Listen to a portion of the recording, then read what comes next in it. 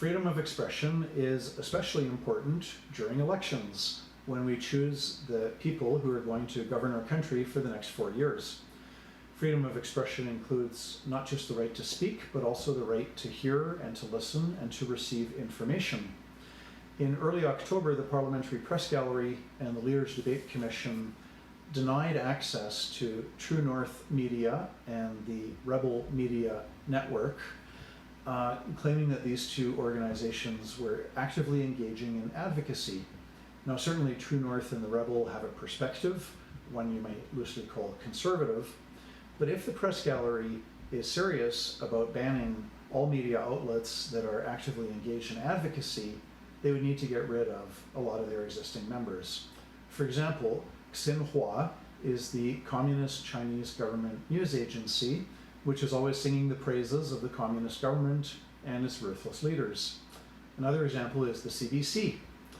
When Jessica Jonathan Yaniv filed 14 human rights complaints against women who refused to provide Yaniv with a Brazilian bikini wax because these women, these female estheticians, did not want to wax male genitalia, this garnered headlines all around the world, and yet the CBC did not cover the British Columbia Human Rights Tribunal hearings in early July and mid-July.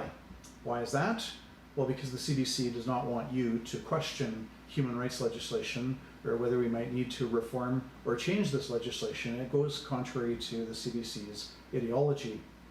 It's other media as well. In 2017, the Alberta government's Gay Straight Alliance website, which was directed at children as young as 5 years old, had links to graphic, vile pornography. This website was created under the supervision of Chris Wells, who is a prominent gay activist in Alberta.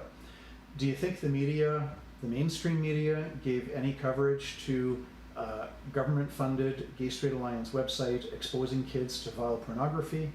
Well, no. They don't want to paint their friend, Chris Wells, in a bad light. Now, from a standpoint of constitutional freedoms, the problem is not so much media bias as it is when government plays favorites, like what the Parliamentary Press Gallery did by excluding the Rebel and True North. Fortunately, these two news organizations took the Parliamentary Press Gallery to court and they won, which is good news.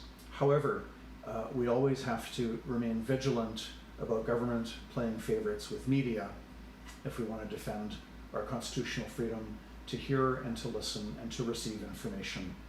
I'm John Carpay. Thanks for listening.